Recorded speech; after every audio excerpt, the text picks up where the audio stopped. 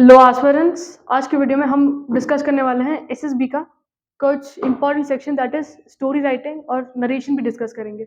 आज हम टिप्स जानेंगे कि किस वे में हमें पिक्चर को ऑब्जर्व करना है, स्टोरी किस वे में लिखनी चाहिए, कितना हमें टाइम मिल रहा है, तो उस पूरे टाइम को हम कैसे यूटिलाइज करें ताकि हमारा जो पिक्चर है वो एकदम अच्छा हो जाए। क्योंकि बहुत बच्चों को इवन तो पता है कि यार स्टोरी तो बनानी है, बट उनको ये कन्फ्यूजन होता है कि यार स्टोरी कैसे बनाई जाए, स्टोरी कितनी अच्छी होनी चाहिए, कैसी होनी चाहिए, राइट। तो आज हम ना एक एग्जांपल के थ्रू देख लेंगे कि कैसे-कैसे चीज़ों को ऑब्ज़र्व करें और कैसे हमें स्टोरी फॉर्म करनी है। सबसे पहली चीज़ अभी देखो, टिप्स जान लेते हैं हम पीपीडीटी और टैट के लिए। किसके लिए? पीपीडीटी और टैट के लिए। क्योंकि दोनों में ही तुम्हें स्टोरी बनानी होती है। टैट इज़ थीमेटिक या परसेप्शन टेस्ट, जिसमें तुम्हें 12 स्टोरीज़ फॉर्म करनी होती है। पीपीडीटी में सिर्फ एक स्टोरी बनानी होती है ना? तो सबसे पहली चीज़, अगर हम टिप्स की बात कर लें, तो सबसे पहली चीज़ जो तुम्हें याद रखनी है दैट इज़ पीपीटीटी के टाइम पे या टैट के टाइम पे हमें मिलते हैं 30 सेकंड्स। कितना टाइम मिलता है? 30 सेकंड्स। तो ये जो 30 सेकंड्स मिलते हैं, इस 30 सेकंड्स में क्या करना है? ये 30 सेकंड्स सिर्फ़ और सिर्फ़ तुम इस चीज़ के लिए यूटिलाइज़ करो, तुम्हारा पूरा पिक्चर को ऑब्ज़र्व करने के लिए। डिटेल्ड ऑब्ज़र्वेशन करो। ये जो 30 सेकंड्स है, इसके अंदर तुम्हें डिटेल्ड ऑब्ज़र्वेशन करना है पिक्चर का। अब ये ऑब्ज़र्वेशन किस वे में करेंगे? हम वो भी डिस्कस करते हैं। अब हम मैंने तो बोल दिया कि डिटेल ऑब्जर्वेशन मतलब क्या? पिक्चर को घूरते रहे, घूरते रहे, घूरते रहे, घूरना नहीं है। एक स्टेप वाइज़ ऑब्जर्वेशन करना है हमको। सबसे पहली चीज़, जब भी हमें पिक्चर देखो, ये एग्ज़ाम्पल है, हँसना मत इस ड्राइंग पे, ठीक है, अच्छी बनी हुई है। सबसे पहली चीज़, जब भी अभी देखो ये पिक्चर सोचो तुम्हें प्रोजेक्ट की गई है। अब जब तुम पिक्चर को ऑब्जर्व करोगे ना, तुम हड़बड़ी में मत ऑब्जर्व करो। 30 सेकंड्स कंप्लीट यूटिलाइज़ करो। अब पिक्चर को देखने से पहले उसके बैकग्राउंड को देखो। पिक्चर का बैकग्राउंड क्या है? तो सबसे पहली चीज़, जब भी पिक्चर प्रोजेक्ट की जाएगी, द फर्स्ट थिंग जो तुम्हें ऑब्जर्व करनी है that is the background. Okay? अब बैकग्राउंड क्यों ऑब्जर्व करना है? क्योंकि जब तुम बैकग्राउंड को एकदम अच्छे से ऑब्जर्व करोगे ना, तुम तुम्हारी स्टोरी को रिलेट कर पाओगे। क्या कर पाओगे? स्टोरी को रिलेट कर पाओगे। देखो, अब फॉर एग्ज़ाम्पल अगर हमने यहाँ पे देखा, तो ये काइंड ऑफ फार्म लग रहा है जहाँ पे गाय चल रहे हैं, पीछे कुछ है और यहाँ पे 2 लोग बात कर रहे हैं। ये पूछा पीछे पूरा फार्म एरिया लग रहा है और हरा-भरा रीजन लग रहा है पीछे के साइड पे, राइट? ये पूरा तुम्हारा क्या है? फार्म रीजन, जहाँ पे तुम्हारे गाय-बैल चल रहे हैं, है ना? अब हमने पिक्चर को ऑब्जर्व किया, हमको पता चला सबसे पहले बैकग्राउंड को ऑब्जर्व करना है। अब बैकग्राउंड को क्यों ऑब्जर्व करना है? ताकि हमें पिक्चर हम हमारी स्टोरी को रिलेट कर पाएँ। क्यों? स्टोरी को रिलेट कर पाएँ। अब देखो, अगर तुमने ध्यान से पिक्चर को ऑब्जर्व ही नहीं किया, तुमने बैकग्राउंड को ही नहीं देखा, तुमने बस ये 2 लोगों को देखा, तुम क्या कर दोगे? अगर तुमने बैकग्राउंड नहीं देखा तो तुम्हें फिर आइडिया नहीं रहेगा कि यार जो बैकग्राउंड था वो किसका था। तुमने ये दोनों इंसान को तुमने क्या किया? स्कूल के अंदर डाल दिया। तो वो स्टोरी कभी मैच होगी? तुम्हारी नहीं होगी। 2 बंदे का जो बैकग्राउंड है वो स्कूल का और तुम बना दे रहे हो क्लब का। तो वो रिलेट करेगा, यार बच्चे स्कूल जा रहे हैं, तुम लोग क्लब की स्टोरी बता रहे हो उधर। तो वहाँ पे मोस्ट ऑफ द बच्चे तुमसे डिसएग्री कर जाएँगे। तो first thing that you have to do is just observe the background of the picture very much carefully. Once you are done with the background, उसके बाद you need to observe the number of characters. Observing the characters is very important aspect. Characters को observe करना, okay? अब यहाँ पे अगर हम ध्यान से देखेंगे, we have 2 characters involved in this picture, right? तो तुम्हें पता होना चाहिए कि ये जो कैरेक्टर्स हैं, कितने कैरेक्टर्स हैं, और हमेशा याद रखना पीपीटीटी के टाइम पे एकदम गुच्छा नहीं देंगे। वो 1-2 या 3 कैरेक्टर्स को ही इन्वॉल्व करते हैं, उससे ज़्यादा कैरेक्टर्स नहीं आते। ओके? उसके बाद डिटेल्ड ऑब्जर्वेशन बैकग्राउंड के बाद you need to move on to the characters, observe the number of characters. Characters को ऑब्जर्व करने के बाद हमने देख लिया यार कितने कैरेक्टर है, 2 कैरेक्टर है। उसके बाद हम देख लेंगे कि उनका मूड कैसा है। उनका मूड मतलब वो किस सिचुएशन में बात कर रहे हैं। अगर हम इसको ध्यान से ऑब्जर्व करेंगे, तो यहाँ पे ये दोनों लोग, दोनों भी स्माइल करते हुए एकदम नॉर्मल कंडीशन में बात करते हुए दिख रहे हैं, राइट?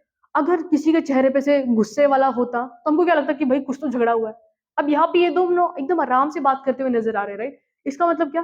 कि हाँ भाई, कुछ तो गंभीर बातचीत चल रही है दोनों में, कुछ ऐसे ऐसे टॉपिक पे बात चल रही है, मतलब ऐसे झगड़ा नहीं चल रहा है, ना ही कुछ एकदम टेंस सिचुएशन इनके बीच में। एक नॉर्मल सिचुएशन है, वो कुछ एक दूसरे से रिलेटेड डिस्कस कर रहे हैं। ओके?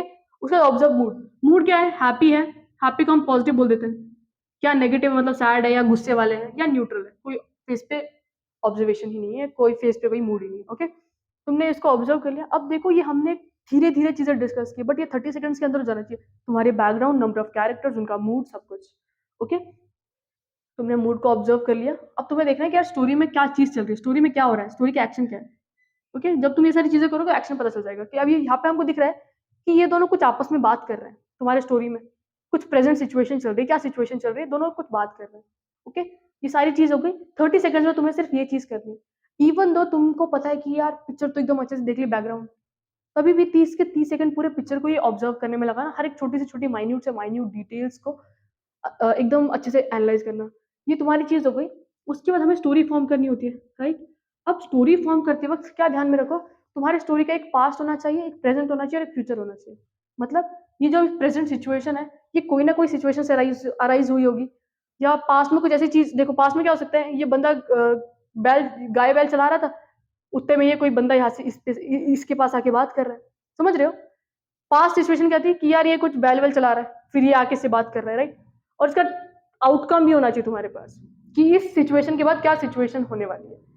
तो हमेशा याद रखना, स्टोरी का एक पास्ट, एक प्रेजेंट और एक फ्यूचर हो।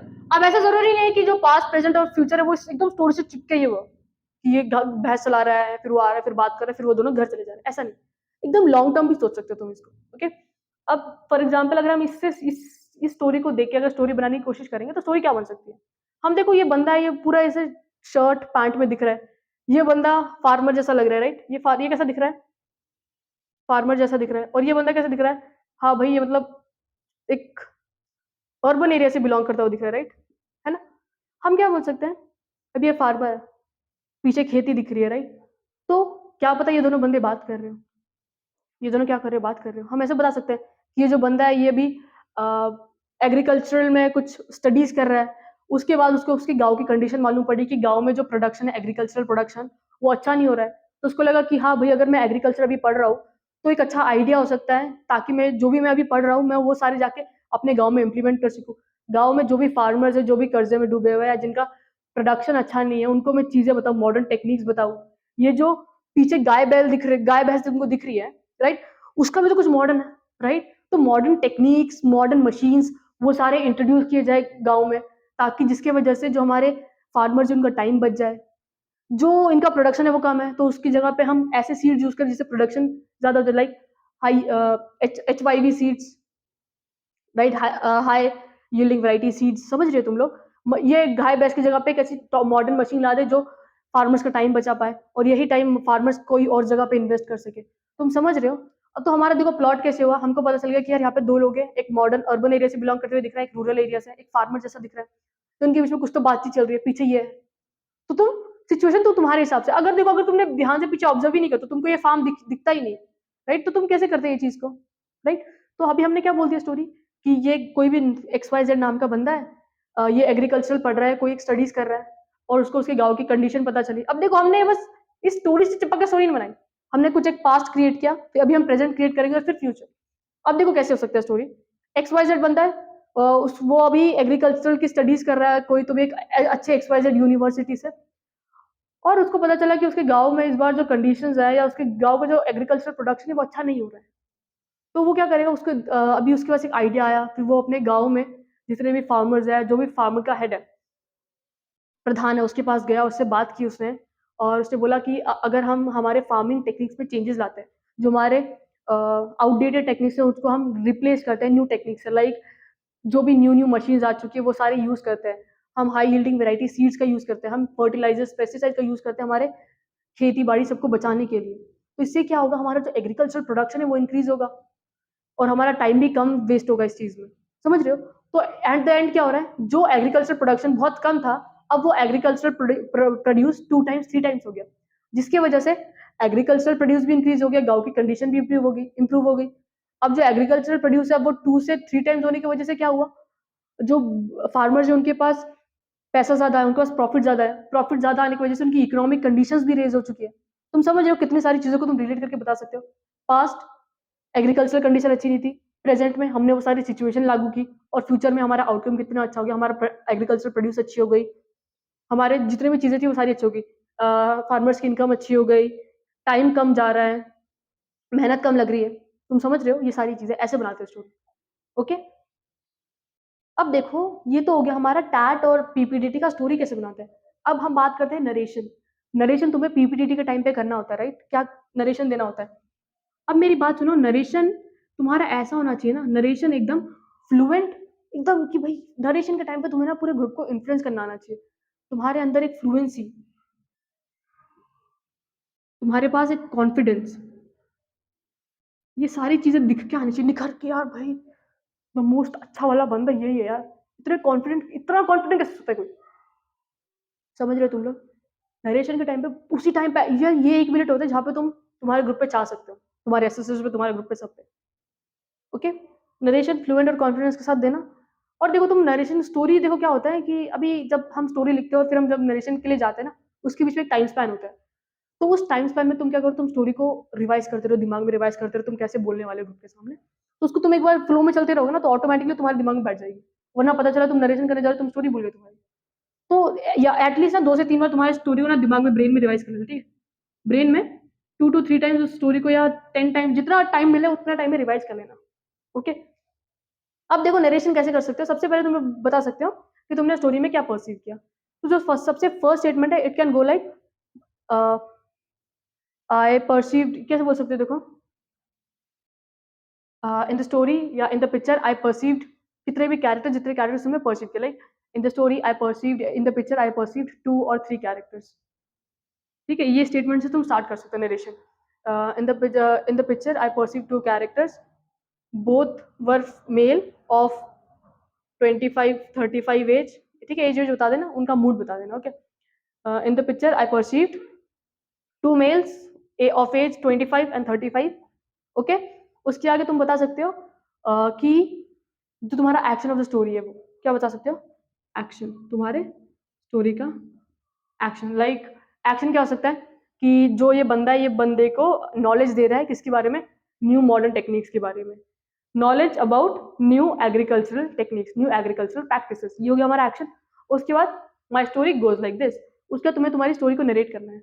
सबसे पहले तुमने क्या स्टोरी में परसीव किया वो बताना है। Like you can go like as I perceive the picture, as जैसे मैंने परसीव किया, as I perceive the picture I saw 2 characters, both were male of age 25 and 35.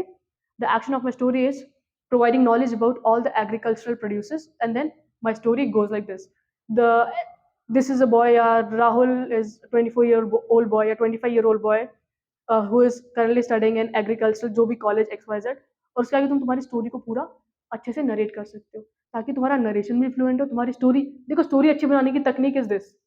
Okay, उसके बाद नरेशन कैसे करना है, तुम्हें सबसे पहले as I perceive the picture I saw this character, उसके बाद the action of my story, उसके बाद my story goes like this. ये तीन सेंटेंस रख के अपनी स्टोरीज को कंप्लीट कर देना, अपने पॉइंट्स को कंप्लीट कर देना। Okay, these were some of the best tips that will definitely help you to write great PPDT tag story as well as for a fluent narration. Make sure narration का practice तुम अभी से घर में करते रहो, ताकि जब तक तुम्हारा एसएसबी आ जाए तुम एकदम फ्लुएंट हो जाओ उस। और कॉन्फिडेंस तो मस्ट है भाई, without confidence nothing can be achieved. Thanks for watching the video guys.